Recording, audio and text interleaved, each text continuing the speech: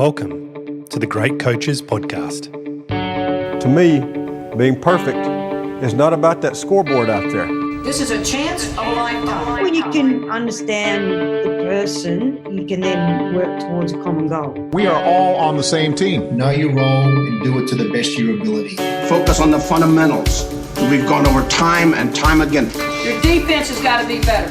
Leave no doubt tonight. Great moments are born from great opportunity. Hello and welcome to the Great Coaches Podcast, where we believe that there is no algorithm for leadership, and so we interview great coaches from around the world to try and find ideas to help all of us be better leaders. Our great coach on this episode is Kevin Orr. Kevin is an American Paralympic athlete and now wheelchair rugby coach. As an athlete, he won 2 bronze medals at the 1988 Paralympics before transitioning into coaching wheelchair rugby in 1992. His team, Lakeshore, then went on to win 5 consecutive national titles. This led to him being appointed Team USA coach, where he won a silver at the 2002 World Championships and a bronze at the 2004 Paralympics. In 2009, he was appointed coach of the Canadian national team and led them to a silver medal at the 2012 Paralympics and gold at the 2015 World Wheelchair Rugby Challenge. He is presently the head coach of the Japan Wheelchair Rugby team, where he led them to a bronze at the 2022 World Championships. Kevin has great energy, and his attitude is a wonderful example to all of us. Some of the highlights from the interview for me were how he is most proud about encouraging people to just take part, because in parasports, success on the court breeds success off the court. And Kevin shares some terrific stories to illustrate this. In fact, one of those stories he shares is about encouraging someone to give up an electric wheelchair because he felt it would ultimately kill them, and how that person's move into a manual chair ended with them competing in a world championship team. And where he talks about wanting to leave a legacy of inspiring the next person along to become a mentor for someone else so that people with disability become productive members of society. And just before we go to the interview, today's podcast is brought to you by the Macquarie University Business School's MBA program. Designed to empower, challenge and transform, the Macquarie MBA gives you the business skills and knowledge you need to succeed in an evolving global economy. The program bridges the gap between theory and real-world application, bringing together world-leading professors, executives and industry partners to teach you how business can be used for good. I have just started working with the team at Macquarie on some projects and can attest to the quality of the people and material. To find out more, search for Macquarie University Business School's MBA. And now, please enjoy our interview with Kevin Orr. You're listening to the Great Coaches Podcast. Kevin Orr, good evening my time. I think it's good morning your time, and welcome to the Great Coaches Podcast. Well, thank you for having me. Very excited to talk a little bit of wheelchair rugby with you, or as they do call it in some parts of the world, chess on wheels or even murder ball. But Kevin, why don't you start by just telling us where you are in the world and what you've been up to so far today?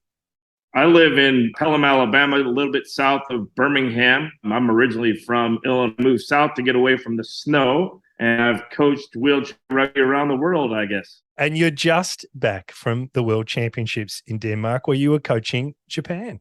Yes, we ended up at the bronze medal World Championships. A little disappointing semifinal once again, and credit to the United States for their win over us, and Australia winning the gold medal. Overall, it was a great World Championships.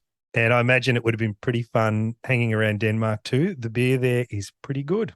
Denmark's a beautiful country, and the city where they hosted it in Villa really embraces Paralympic sport, which is really cool, and the crowds were phenomenal. And to be able to play Denmark in the bronze medal match with a full capacity crowd it was awesome. Oh, fantastic. Look forward to hearing all about Japan. Of course, you've coached the USA and Canada, and we're going to get into all of that as we go along. But Kevin, I wouldn't mind just starting by asking you about the great coaches that you've met, because If my research is right, you've been to 6 Paralympics as either an athlete or a coach, as well as multiple world championships. So I imagine you've seen some good coaches up close, some great coaches up close, and probably some that sit probably below that. So I'd like to start by just asking you, what do you think the great coaches do differently that sets them apart? Well, I had 2 great coaches when I was a student at the University of Illinois. Brad Hedrick, who ended up coaching the United States wheelchair basketball team, and Marty Morse, he's a phenomenal Paralympic track coach. And I had both of them as really mentors when I was a student, and I played wheelchair basketball and I was a wheelchair track athlete. So I really had firsthand knowledge of them, and they both had a different style about them. And they were the first 2 world-class coaches really that I met. And then as my experiences growing through Paralympic sport, really the things that I've learned from a lot of the coaches is really the respect that they have for the athletes, as well as the expectations they have that a lot of times far exceed what people think they can do. And you see that throughout the world as far as the great coaches is they see potential in people, and really they use their ability to maximize that potential to turn it into whatever the person can be. And that can be in sport and that can be in life. And I think the lessons in sport really transfer to life and vice versa. Kevin, talking about potential, you have a twin. And my understanding is that your parents raised you exactly the same, even though you were born with a congenital condition that meant you didn't have the use of your legs. But it must have, growing up with this expectation, or rather this view that you can do anything, must have really shaped your view when it comes to physical disabilities. Could you tell us about your upbringing and how it's evolved to influence your role as a coach? I have an older brother that's really close in age as well, and having an identical twin. Both my brothers don't have a disability. My mom and dad really never treated me as a child with a disability. And early on, my mom got me involved with swimming and really just tried to, whatever my brothers were doing, really encouraged me to try the same things. My dad was runner-up in state in wrestling. So I guess he was my first kind of mentor as far as sport, because, he at a high level in high school, and really learning from those kind of traits was important. When I swam, I always had to be the person kind of looked at differently, where all I wanted to do was compete like my brothers. And whatever sport that they got involved with, sometimes there were safety concerns. Well, growing up, I used crutches and braces to get around most of the time instead of using a wheelchair. But really, whatever my brothers tried to pursue, I was right there along with them. If they played basketball, I ended up being the manager of the basketball team. If they played football, I was the manager of the football team. If they were involved with swimming. Wrestling was the first sport that I actually got to compete, where I convinced my mom, hey, my brothers were doing it. I want to give it a go. So my mom said, okay,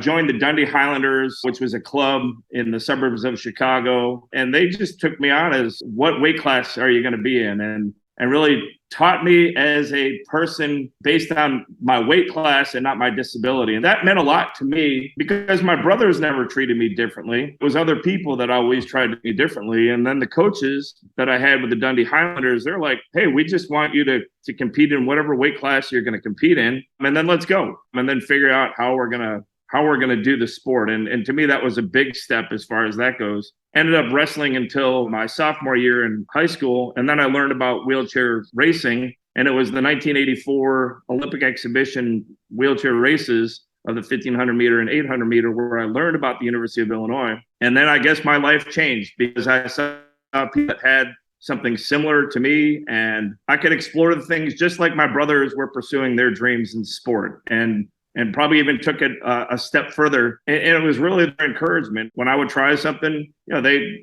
wouldn't let me quit. They wouldn't let me focus on what I couldn't do. It was always, well, what can we do? And that was even in backyard. I mean, I grew up in a community of Algonquin, Illinois, and small neighborhood. A lot of kids my age. We would play tackle football in the backyard. We would play baseball. We'd play whatever games that kids play. I was included with everything. It wasn't, well, Kevin can't do this or Kevin can't do that. It was, all right, let's just go out and play. And even when, you'd select teams, I was selected, like you do in your neighborhood. It's like, I'm going to take this kid, or I'm going to do this, whatever. I was always selected, probably last. But I learned from that as well, is that, hey, it was about your ability to play or perform whatever task it was going to be, because that's how selection was done. And that meant a lot to me as far as they weren't trying to exclude me. They were looking at me for whatever abilities. And I also was involved with academic kind of things. So like I did Scholar Bowl and I did some of those kind of things. And at those things, I would be selected almost first because of the academic abilities that someone had. So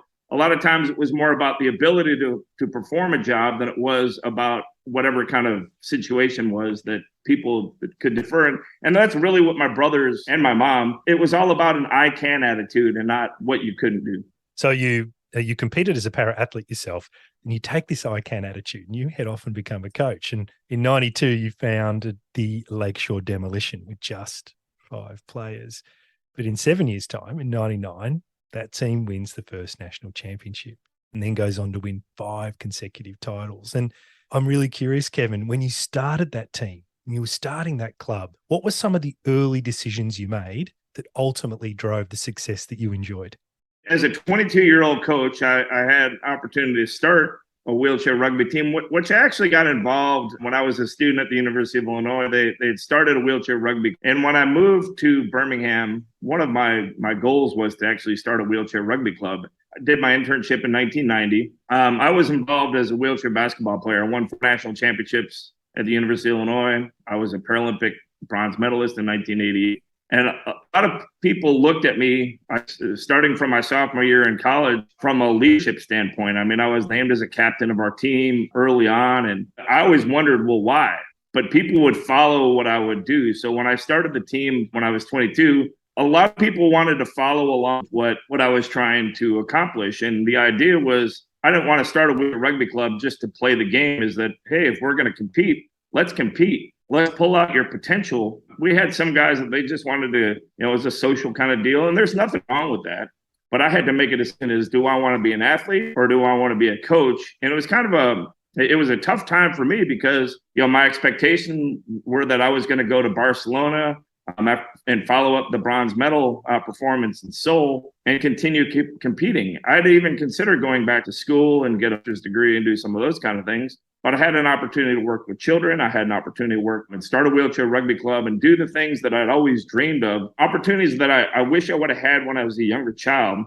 And really, that was what I tried to teach to people, is that you have this opportunity. And early on, I had 2 young men on my team. One guy is actually a month older than I am, but we were young at the time. He was a Division I basketball prospect. He'd been recruited by Nolan Richardson and Dean Smith and some of those guys, 6'8" power forward from Huntsville, Alabama. And then he was in a car accident and he was playing wheelchair basketball. And I had the opportunity to meet him and get him involved with wheelchair rugby. And there was another guy who was 6'6", was playing community college basketball, and he was pro motocross racer, and he broke his neck in a pre-accident before a race, and he was a quad. And the idea is, okay, so I had the 6'6" and a 6'8" guy. It's like, man, we can make this. It's one of those things that you look at human potential and you go, all right, these had the caliber to compete before they were injured, and now it's my responsibility to get them back doing what they were doing prior to their injury. And really, that was the impetus to starting the team and building the team. It was about high performance and getting people back to doing what they do.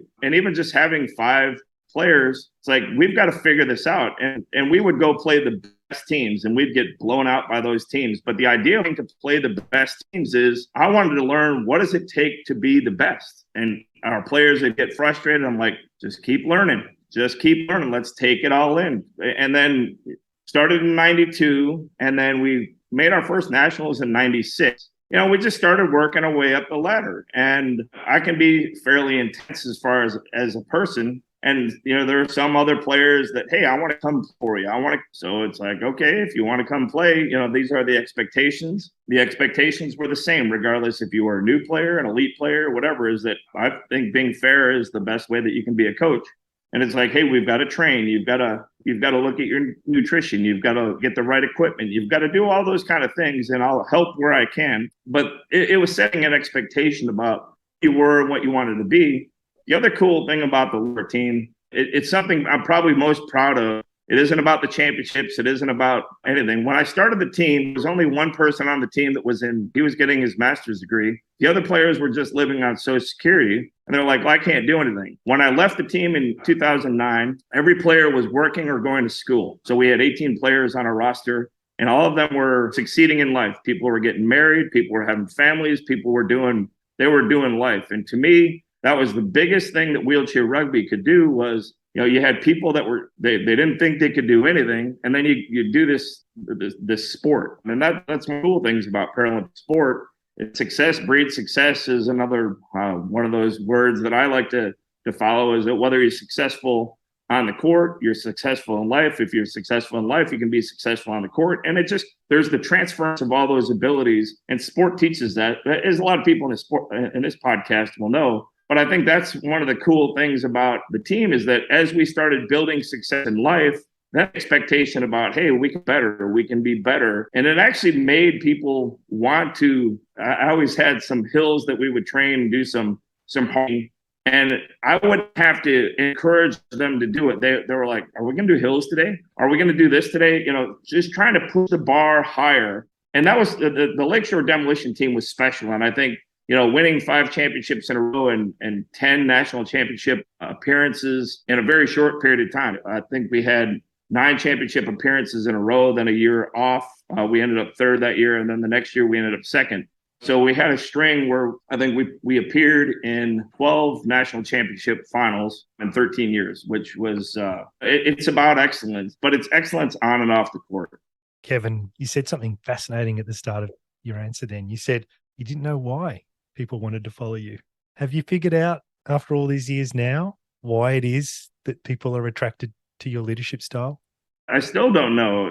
I know I scare a lot of people away. There's a lot of people that when they talk to me, they think I'm yelling at them. I'm a very direct person. I'm very straightforward. I have no filter. I'll tell you exactly what I'm thinking.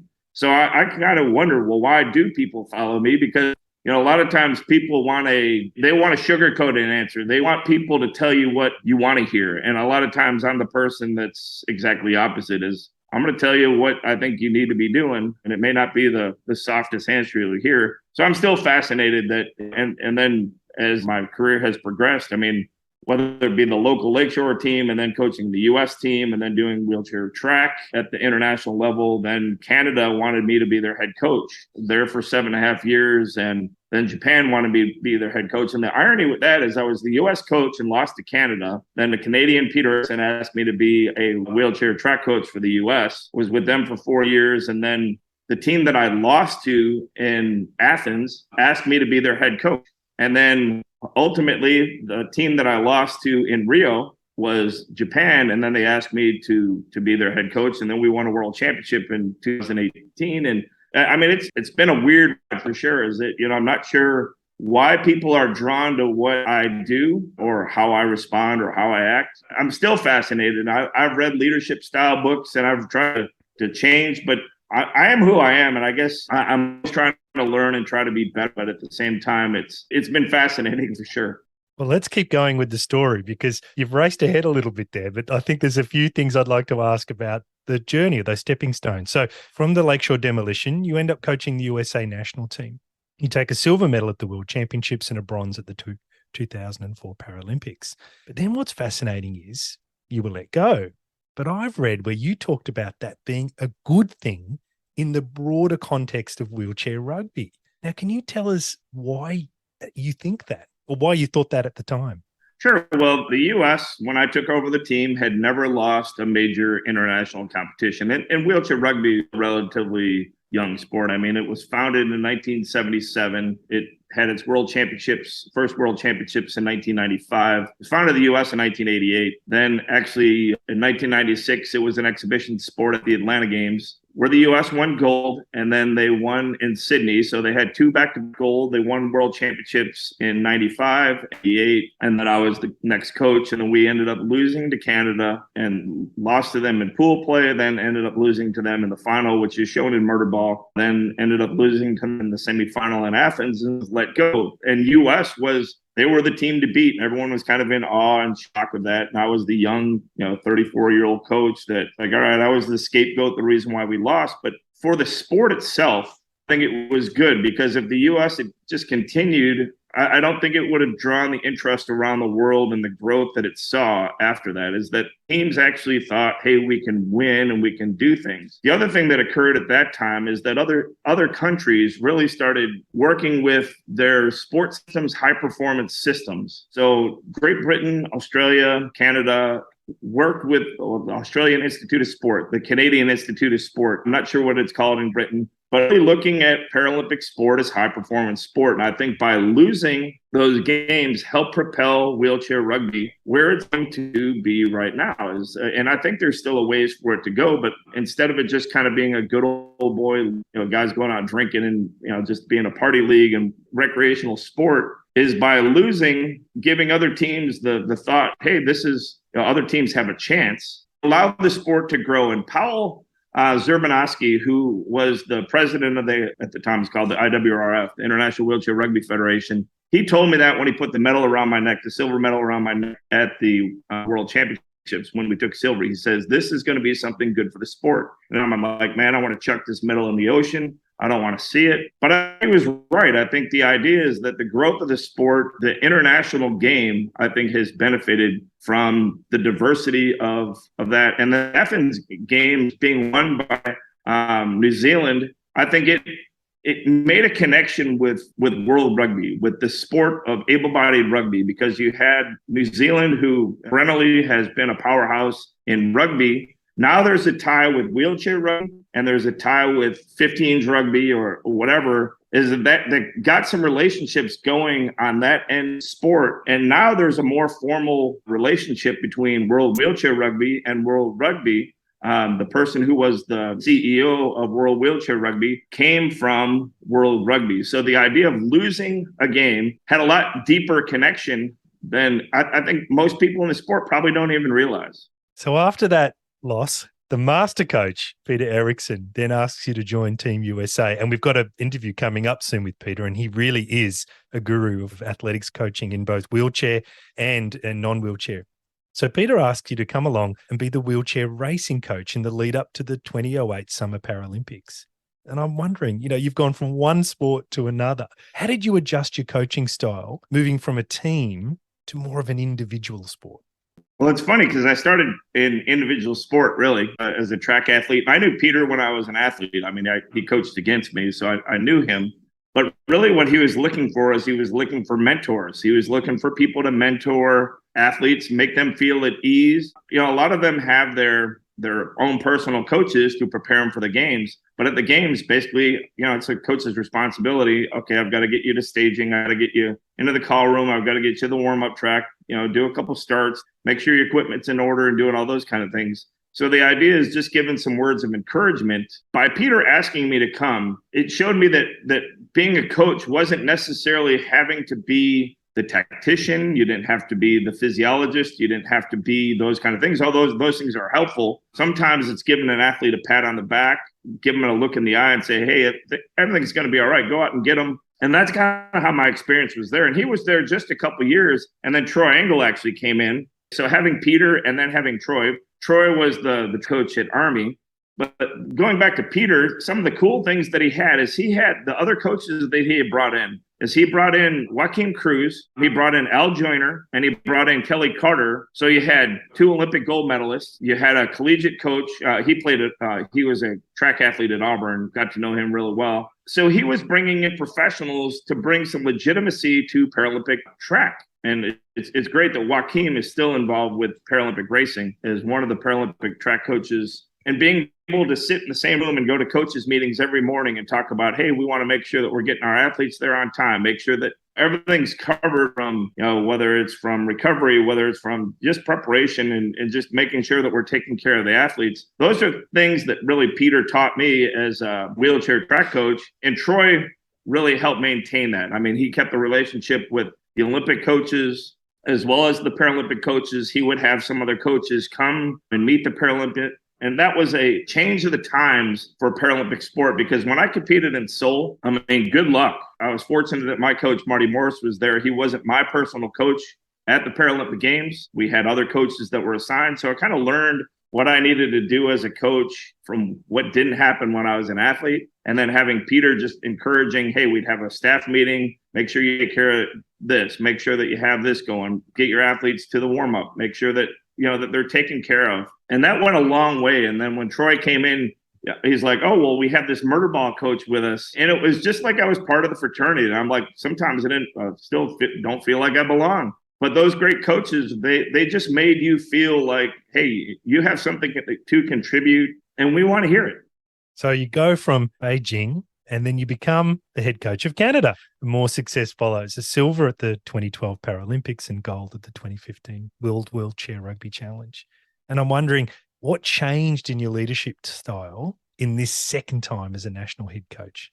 The evolution, I think, as a coach has been, when I was the coach of the U.S. team, I thought I had to be in control of everything. When I went to Canada, even going from track, because I learned a lot from Peter and from Troy, how to kind of manage coaches. So when I was the Canadian coach, it's like you're putting other professionals in place, is that you want to let them do what they do well. So it was less micromanagement so if we had a massage therapist, if we had a trainer, we had a exercise physiologist, if we had an analyst, whoever was with us, is instead of me telling them what to do, I was more into learning what they were doing to how they could benefit our team as opposed to me telling them what to do. So the idea was that it was a more open style of coaching, I think. Ultimately, I handled things when we were on court. A lot of times behind the scenes, they would just kind of it's like, hey, you guys, you do what you do. And I didn't have to put a hand in everything. And it was comforting. And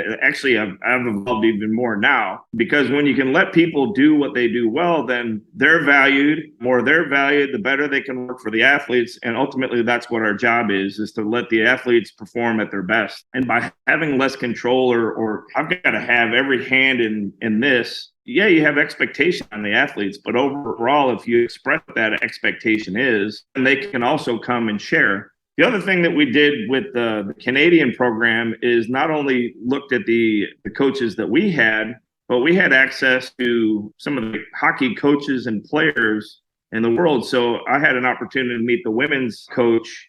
She's a gold medal winning coach. And then we had Canadian. So I met with her because they went with the expectation that they were supposed to win. They didn't. And they went up and they won. So when I first came on board as the Canadian coach, we ended up not performing very well at the first World Championships. I was with that team. I met with her, and then we had some of the female players from that team that came and met with our players. So they could meet player to player. I met coach to coach, and we talked about, what are you feeling? How did you go through this? A lot of the very similar kind of things that you deal with. That was one of again, it was taking less control of the situation. It was, okay, what kind of things do we need to do? What kind of things don't we need to do? And then let's let the players do what they do. And I think that's when we allowed that to happen, is where our success came. Is we ultimately ended up with a silver medal, ended up as the second team in the world that I've coached to get back to number one in the world. And that was 2015 was a special year. I mean, we won the World Wheelchair Rugby Challenge. We won Pan Am Games, beat the United States. We came from behind. We were down by 4 and came back to beat them by 3 in the gold medal match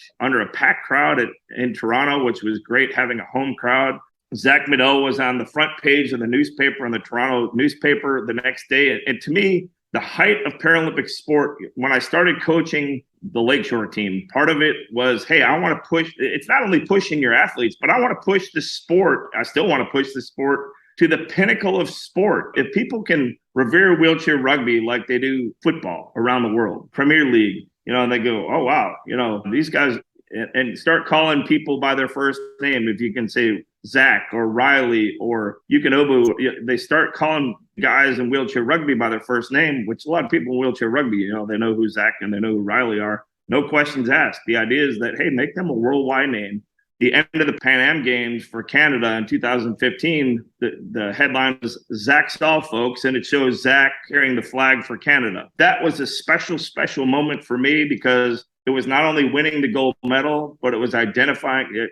Canada had put wheelchair rugby on the front page of the newspaper because of the performance. Zach had a tremendous games. To me, that was pretty cool. Young kid. I mean, he's still young, but really just coming into his own and carrying Team Canada. Pretty special time.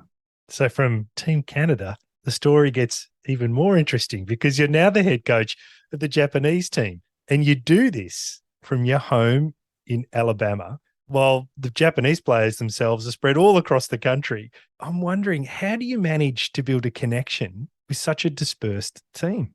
Well, wheelchair rugby, so United States, Canada, and Japan, they all operate decentralized training systems. So now what I'm doing in Japan really isn't much different from what I did in the United States, because players, when they were in the United States, when I coached them, they were all over the country. And then we would get together for monthly training camps. Same thing in Canada, as players were dispersed all throughout Canada and would try to recruit all throughout Canada. And then moving to Japan, it was the same thing. Is the biggest difference was the language. And it still is. I can speak and understand a little bit of Japanese now. I mean, I've been with the team for almost 6 years now. Nihongo chotodaki wakarimasu. That means I understand a little Japanese. But the idea is getting players to understand what are you supposed to do for your decentralized training, and giving them a roadmap, because sometimes in Paralympic sport, the people don't know what to do. And the idea is just trying to help. I did that in Canada. So basically replicated what I did in Canada and doing that now in Japan. And really recruiting has been the biggest challenge. Well, recruiting for Paralympic sport is always a challenge because you're trying to find people that are targeted disability groups for your specific sport. So and then if they're not taken by another sport, because there's only a finite number of people with disabilities, so you're looking at, they could be competing in athletics, they could be competing in swimming, they could be competing in a number of sports. So the idea is getting the right people that have the kind of mindset to play wheelchair rugby is another part of that, and then trying to find high functioning people. And one of the ways to recruit was going to be using the Paralympic Games that were held in Tokyo last year. But then when no crowds could come, it's challenges. I like with Zach in Canada, as an example, it took 4 years for me to actually get him to come to a training camp. Shane Smith, who is part of their roster, I started recruiting him in 2009. He did not actively become part of the program until after I left. So 7.5 years later, I mean, every time I would go to Toronto, I would call him. I would encourage him. And then he's like, I want to play wheelchair basketball. I want to be on the national team. And I worked with the national team for wheelchair basketball. I'm not going to strip your program. I'm trying to rob players. Let's try to find the right fit. And speaking of that, there's a bocce player. We did a bocce exhibition at a prospect camp. And Allison Levine, who was at our prospect camp, she tried bocce. She went from wheelchair rugby to bocce and became the #1 player in the world in bocce. So the idea was not to just rob the system, but in Canada, the population is 35 million. So the number of people with disabilities is going to be significantly less than it would be in Japan or the United States. So athlete transfer is a big part of Paralympic sport. So me coaching wheelchair racing or wheelchair rugby or whatever sport it is, the idea is that, hey, you're trying to find talent that fits for a particular sport. So with athletes dispersed throughout Japan, the idea is that, okay, let's get them to train. Let's get them to understand what we're doing. And then when we get together with camps, is we can just focus on tactics. We can focus on, we don't have to work on conditioning. We don't have to work on how's your body going, because they should already have that part. And you can work with personal trainers and you kind of sub that out, for a lack of a better way of saying it, is that they can work on the motor. And then when you get them together, then you can work on their brain, you can get them working synergy wise, and even be somewhat of a sports psychologist. And that sometimes is the role that I play, is that, hey, I'm the tactician and I'm the person that is really just trying to get them to perform with whatever lineup's going to make them do the best that they can be. Kevin, I've heard you say that wheelchair rugby has helped people change their perceptions and expectations. And I was wondering if you had any advice for other people when it comes to trying to change the perceptions or expectations they have of the people they're leading. Again, I think that's one of the things that makes me a little bit different, is that when I see a person with a disability, especially the people that qualify for wheelchair rugby, I mean, to be able to play wheelchair rugby, you have to have usually a cervical spinal cord injury. You have to have impairment in your upper and lower extremities. So maybe not full hand or arm function, maybe no trunk function or minimal trunk function. So they would be considered more severely disabled than a lot of people. And the general public would probably go, oh, poor people. And I guess the way that I was brought up is you've got to teach an I can attitude. So the idea of sport, one of the fascinating things that got me into wheelchair rugby was when I was an athlete at the University of Illinois, we trained at a PT gym for the university. And people would come in to work out who had disabilities. So not only athletes, but you would have other students with disabilities that would come work out. So there was this one guy, he's a little bit older than I was. He was a veteran and back in school after he had a spinal cord injury. So he had a high C5 spinal cord injury, and he was a power chair user. And I, with my good old humor, I'm like, that electric chair is going to kill you. You know, people call it a power chair, but I'm like, I had to use hey, this electric chair is going to kill you. And he'd take two pound weights and he'd be doing this kind of stuff. I'm like, what's that doing for you? You know, I'd see him because I'd work out. He'd come in to work out. The key is he was consistently coming in when I was there. So encouraged him to try a manual chair. So the time that he tried a manual chair, they did a 2-man lift and put him in a chair. And it took him about 30 minutes to go from baseline to baseline. And then around a little bit after that time, for about a year, he'd come and push. So we'd be at wheelchair basketball. We'd have volunteers that could help him get in his chair. He gradually started getting going. And that was about the time that the University of Illinois had a wheelchair rugby program. And this gentleman started playing, and we started basics, passing the ball and pushing and doing all those kind of things. Long story short with him is 8 years later, he had made the U.S. team in wheelchair rugby as a 0.5. So he competed on the world championship team in 1998. But that's not the most impressive thing with this guy, is that he was a power chair user who drove his car from his power chair. So he had a chair that would drive in and lock in, and he would drive his van with that. When he graduated from the university, he started selling durable medical equipment, and he was down at a wheelchair rugby tournament when I had first started coaching in South Georgia, in Valdosta, Georgia. And in order for him to get there, he had to fly into Atlanta. So he was living in the Chicago suburbs, and he flew from Chicago to Atlanta, and then he rented a car, used portable hand controls, used a manual chair. And this is a guy that was a full-time power chair user, pretty dependent. And then he's going from being fully dependent on that power chair and needing someone to help him get around, to this wheelchair rugby teaching him that he could be independent. And so he's doing a sliding board transfer he rented a Ford Thunderbird using portable hand controls. And I'm thinking, if it hadn't been for wheelchair rugby, this man would not have been there doing that. And to me, I learned what the power of sport is that sport teach you that you can do anything that you want to do. And it changes your expectation, your feeling about the you want to do things. I mean, you can see the way that people embrace sport in the world. So, whether it's, and to me, I think there's cultural relevance to sport. So depending on where you are, like, I talked earlier about Canada with hockey. You can probably say the same thing about Sweden, Finland. In England, it's football. In South America, it's football. A lot of the world is football. In the United States, it's American football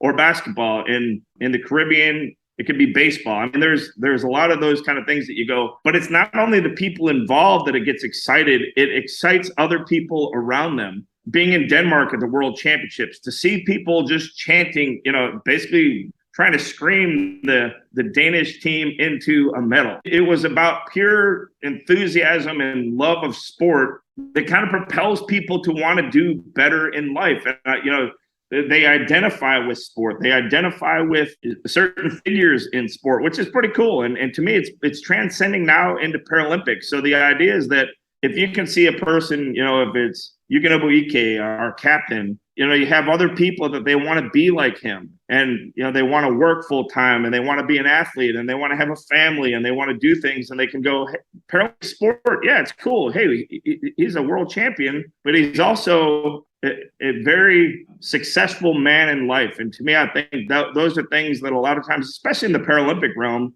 sometimes people think they have no hope, and sport allows us to teach people what they can do. And they go, wow, hey, I can do more than what I ever thought I could do. And they can excel at it too. And then they can compete at a high level. So, I mean, it's so much more than just, hey, I play this great game. And there's that side of it too. So it's not all about being an inspiring kind of person. It's about excellence. You talk so eloquently about human potential and this whole concept of an I can attitude, which I can see connects to the way you were brought up. So, Kevin, maybe just one final question. And before I ask it, I'd like to read a great quote from you, if I could, just to give it context. You say, whether it's doing kids programs or teaching world-class wheelchair rugby, the idea is you're trying to bring out human potential. So whatever the circumstances, if they were in a car accident, had a spinal cord injury, or had some sort of amputation, the focus is, what did you do before? Let's get that going. I think it's a great quote because it sums up this whole philosophy you've got about just getting on with it. So I guess the question is, in the distant future, when you've probably coached another couple of countries at the Paralympics, what would be the legacy that you'd like to leave behind as a coach? Well, I hope it's not just me. Wherever I've left, I've left the program in good shape. So when I coached the U.S. team, James Gumbert was the head coach for 16 years. So leaving a legacy of excellence where I left. When I left Canada, Patrick Cote, who was my assistant. So James Gumbert was my assistant in the U.S. Patrick Cote was my assistant in Canada, and he's continuing to coach and continuing the legacy in Canada. A lot of the players that I've coached have gone on to coach other people, but it isn't always about, it's about mentoring people to bring the next people up, because it's more than just you. So if you're going, okay, well, he's won this world championship, he's won this world championship, he's won this Paralympic medal, he's done all those kind of things. The idea is, whether it's a child, if we can teach people to be, if they can mentor the next one and they can bring in the next one. And David Wilsey is also another coach on the Canadian team. And he's a person, he can find the next superstar in Canada potentially. He'll go to a rehab hospital. A lot of times when a person has a significant injury or they have a disability, a lot of the healthcare system, all they are really focusing on is, this is what he can't do, or these are things that you're going to have to modify, or whatever. And if you have a person that can go into the room and say, look at all this, look at these things that you can do. To me, that's the legacy that you want to leave behind, is that it's you're giving people hope. It's one of the things that sport does. I mean, you're hoping that your team wins. You're hoping that your team succeeds. You're hoping that the team, it's about living to the best of what you have. I mean, a lot of times, not everyone's going to go out. I haven't won a Paralympic gold medal, but I don't think that defines who I am. The idea is that, by having successful human beings who I've mentored to be the best that they can be, if they're reaching whatever their potential is, if they never make a national team, if it's just getting out of the house and going to work, if it's just going, being able to get out of bed in some cases. I mean, to me, that's what it is. If it's giving people hope that they can do something, I think those are some lasting legacies that you have. Some of the other things too is pushing our sport, Paralympic sport. I think it's our responsibility. Is a lot of times people think, well, we want to see, isn't it great to see them competing? One of the things that you may not know about me is I was the person that introduced the shot clock and the 12-second rule in wheelchair rugby. And I made a comment at a General Assembly in the United States that said, this is going to encourage more people to want to watch the game. It's going to, and then someone said, well, what people? I said, well, that's you're limited on what you can see this sport's potential be. And then to see a packed house in Denmark last week, maybe 1,500 screaming Danish people cheering for Denmark in our bronze medal match. They came there to watch sport. And, with that 40-second clock, with the 12-second rule, the excitement of the game, the people are watching sport as sport. And to me, that's a legacy. That's what the Paralympic movement is about. One of the new mantras of World Wheelchair Rugby is, we want to win. Or they said, we're not here to inspire. I think inspiring isn't a bad thing necessarily. If it's encouraging someone to reach whatever their human potential is, that's good. But yeah, people want to win. I want to see people win at life. I want to see the employability of people with disabilities go up. I think people that are involved with athletics are higher likely to be employed than people that are not. But I think the unemployment rate of people with disabilities is still probably around 80%. The idea is that's sad. And I think sport actually teaches people of what they can do. And that's a legacy that I hope to continue to push is, hey, we want to see people working. We want to see people being productive members of society, people getting married, people having families, doing those kind of things. I mean, it's so much more than sport, although it's great to win at the highest level on top of that. But again, it's about pushing people to what they can achieve. Kevin, it's a great answer. It's so inspiring, this idea of mentoring to bring the next people up and helping people reach their human potential. I think that's a great place for us to finish. And I just want to say thank you for your time tonight and hearing your story, as it's already taken you to 3 countries, and I'm pretty sure there's more ahead of you. So thank you so much, Kevin. Thank you very much. Hi, everyone. You have been listening to the great coach, Kevin Orr. I hope you got a lot out of Kevin's story and found a few ideas that you can bring to your own locker room, boardroom or dinner table for discussion. When I listened back, there were so many gems, but a couple of additional ones that stood out to me were how the great coaches see potential in people and they use their ability to maximise that potential. His childhood, which taught him about the power of an I can attitude, and how this, coupled with your ability to play the role that is asked of you, will influence whether you are selected or not. His views on being sacked as a coach and how this ultimately became a good thing for wheelchair rugby, and his evolution as a coach from someone who had to have a hand in everything to someone who realised that by letting people do what they do well, they'll feel more valued, and as a result, will work better for the end athlete. I hope you got as much out of this as I did. And just before we go, if you have any feedback or comments, please let us know. The interaction with the people around the world who listen gives us great energy. And all the details on how to connect with us are in the show notes or on our website, thegreatcoachespodcast.com.